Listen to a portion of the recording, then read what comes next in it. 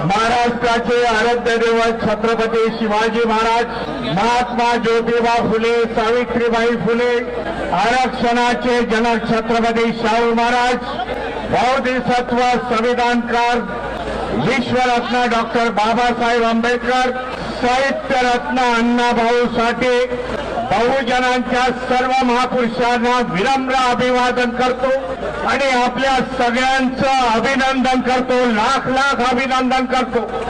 एवढ्या पावसाच्या वातावरणामध्ये आपण लाखोच्या संख्येने या मुंबईमध्ये हजर झालात। उपवर्गीकरणाची ताकद काय आहे ते रद्द करण्यासाठी सरकारला इशारा सगळेजण आलात, याबद्दल आपल्या सगळ्यांचं अभिनंदन करतो। बाबा, ताकद काय आहे सरकार येथील मनुवादी संघटनेला आपण आपल्या मोर्चाच्या माध्यमामधून आज दाखवून दिलेला हे उपकरणीकरणाचा घाट घालण्यात आलेला आहे, जो आमची मागणी नव्हती, मातंग समाजाची देखील मागणी नव्हती, परंतु काही मूठभर मातंग समाजाचे लोक जे संघाच्या शाखेवरती जातात, संघाचे पैसे घेतात, असे संघटना मूठभर लोकांनी एक निवेदन दिलं। त्या निवेदनाच्या आधारे आज हा उपवर्गीकरणाचा घाट या महाराष्ट्रामध्ये घातलेला। दुसऱ्या राज्यामध्ये काय झालं हे मी जाणत नाही, परंतु या महाराष्ट्रामध्ये मी घडून देणार नाही, आपण सगळे घडून देणार नाही।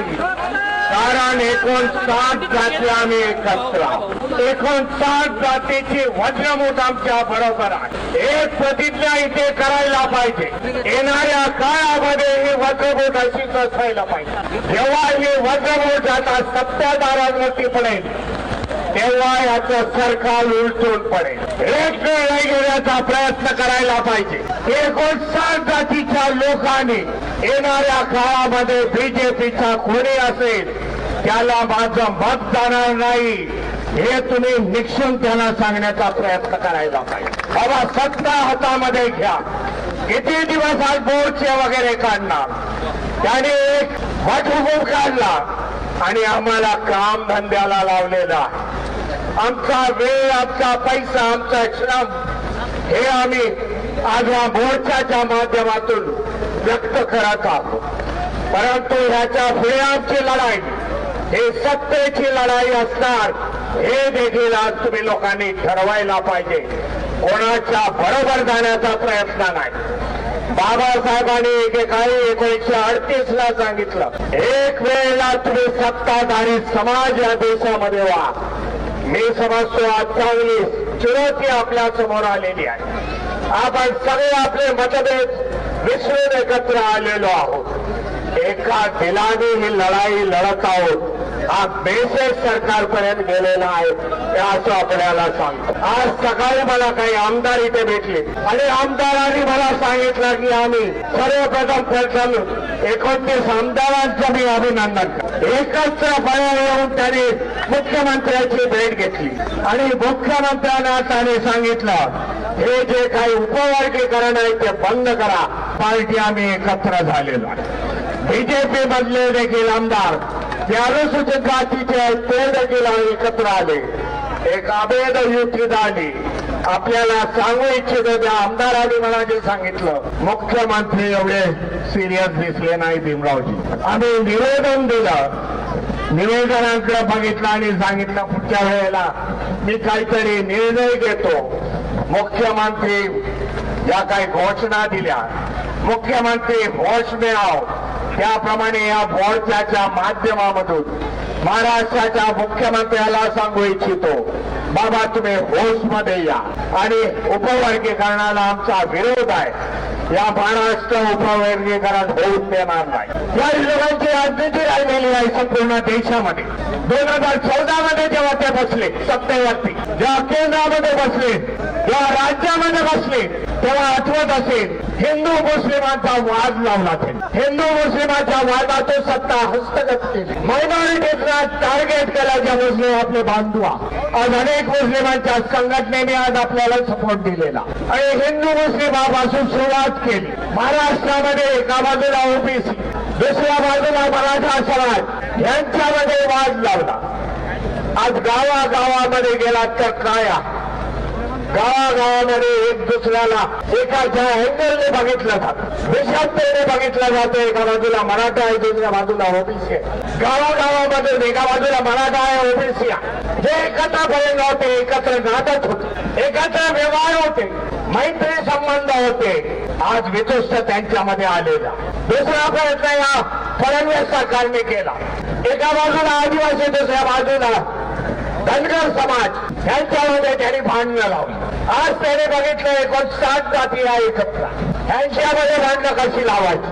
काही मोडभर मातंगारा घेतला आणि त्यांच्यामध्ये आज 59 जातीचं वर्गीकरण करण्याचा प्रयत्न केला. याच्यामध्ये कोणाचाही भलं नाही. 59 जाती या व्यस्त नाबूत होती. अशा प्रकारचं षडयंत्र या महाराष्ट्रामध्ये चालू आहे.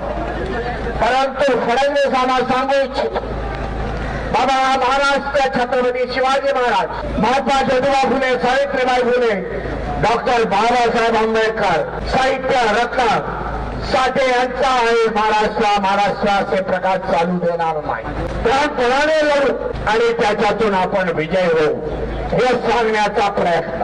आम्ही मातंग समाजाच्या विरुद्ध नाही.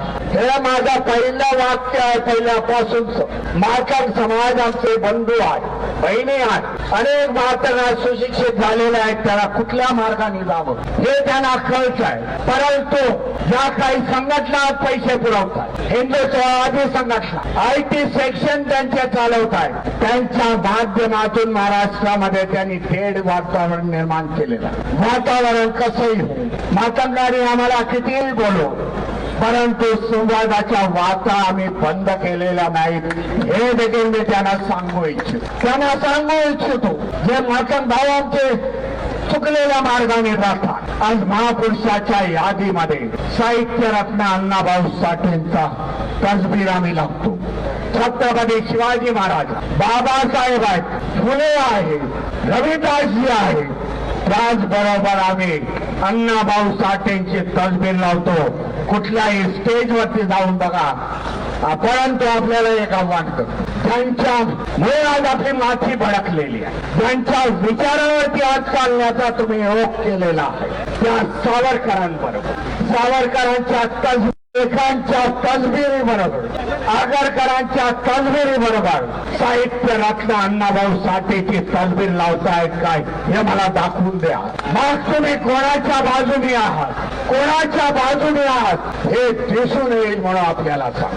जी काय आज सरकार इथे उभी राहिलेली आहे, या सरकारला मी चुनौती देतो. येणाऱ्या काळामध्ये उत्तर प्रदेशच्या निवडणुका, महाराष्ट्रामध्ये निवडणुका घ्यायच्या असतील, ईव्हीएमचा कवच कुंडल बाजूला टाका. आम्य साम्य रस्त्यावरती 59 जातीची वज्रवूट किती आहे हे आपल्याला दाखवण्याचा आपल्याला सांगू इच्छितो. म्हणून आज एवढ्या मोठ्या पावसाळी वातावरणामध्ये आपण एवढ्या मोठ्या संख्येने आला. आपले आमदार सभागृहाच्या आतमध्ये लढाई करत आहात, त्यानंतर आपण रस्त्यावरती लढाई आज आपण लढत आहोत. बाबा आमचा आज इतिहास,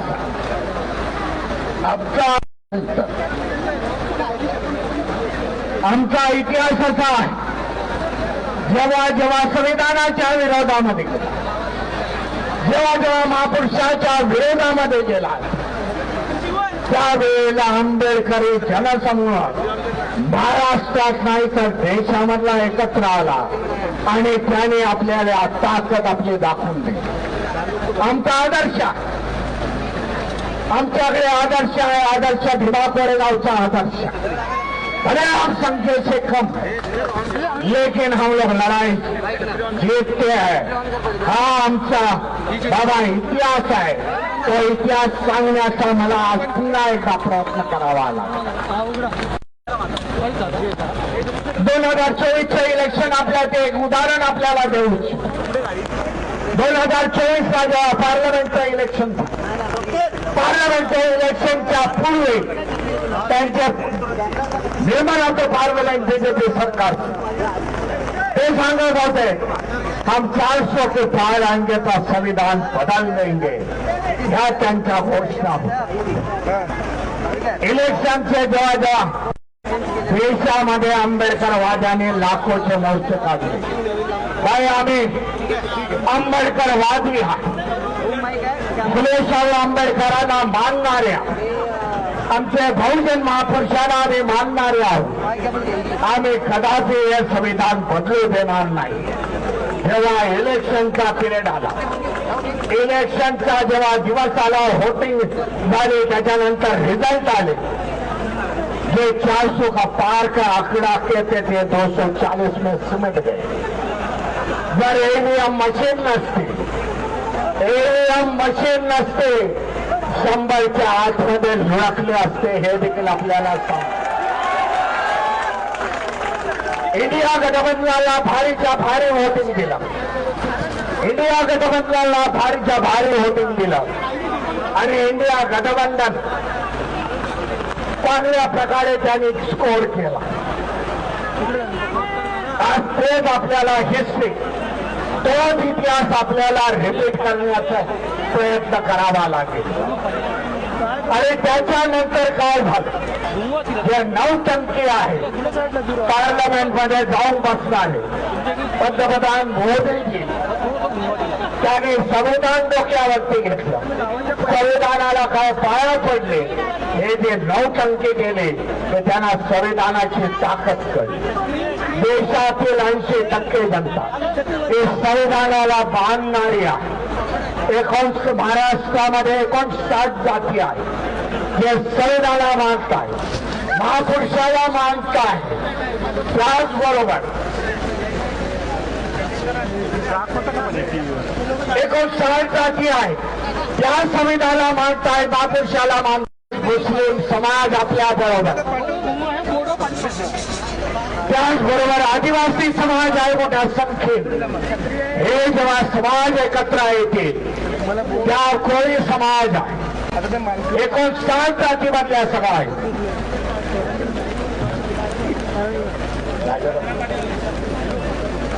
हे जेव्हा सगळे एकत्र येतील तेव्हा इथे राजकीय परिवर्तन झाल्याशिवाय राहणार नाही. आणि त्याच्यासाठी बाबा ईव्हीएम बंद करणं, देशामधले लोकशाही वाचवून आज आम्ही दबगणारे नाही. देवेंद्र फडणवीस यांची हुकुमशाही या महाराष्ट्रामध्ये हा समाज चालून देणार नाही. हे चुनौती मी या सभेच्या माध्यमातून, या मोर्चाच्या माध्यमातून देतो. बाय होश में आ जाओ. मला वाटतं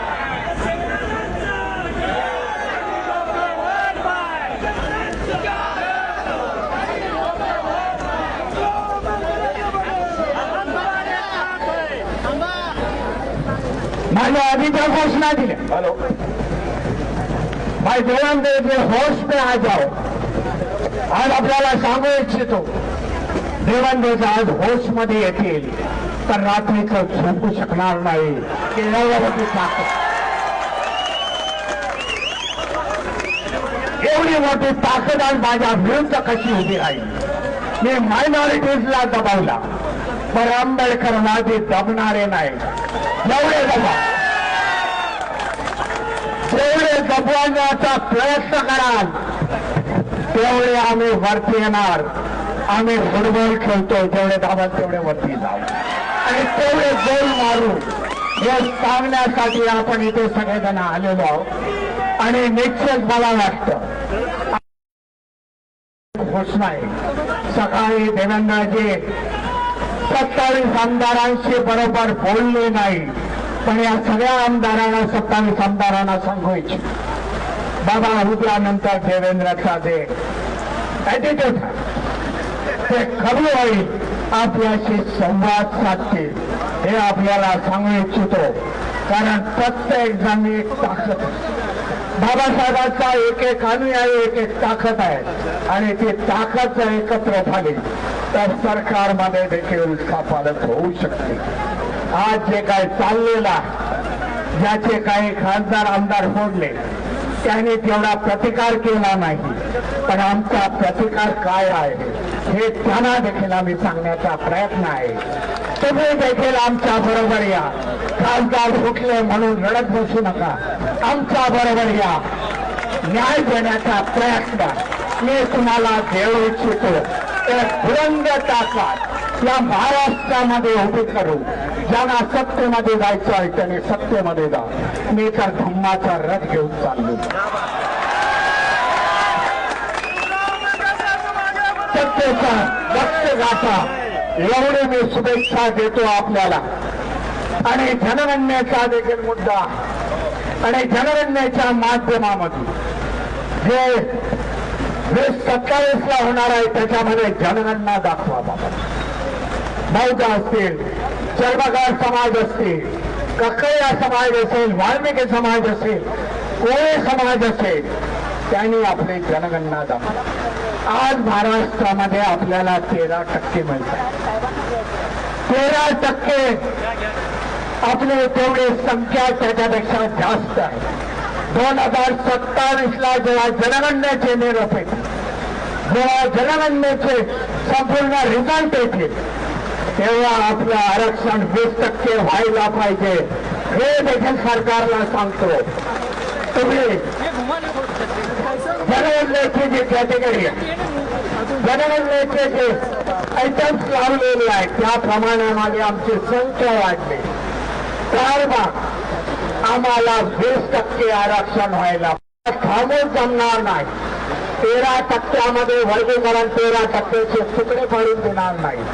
तर आमची मागणी पुढच्या वेळेला असेल जेव्हा जनगणना जानेवारीच्या 2027 होईल तेव्हा आमची मागणी असेल संख्येच्या स्वरूपामध्ये हम लोग ठोक के 20% का आरक्षण लेते. कोण बाका येतो त्याला बघून त्यावेळेला 3% सत्तेवरती बसून देणार नाही हे देखील आपण ठरवायला पाहिजे. आज आमच्यामध्ये तेवढे उपलब्धता झालेली आहे.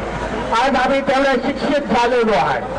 आज आम्ही देखील इंजिनिअरिंग मेडिकल याच्यामध्ये आहोत. आमची मुलं आहोत.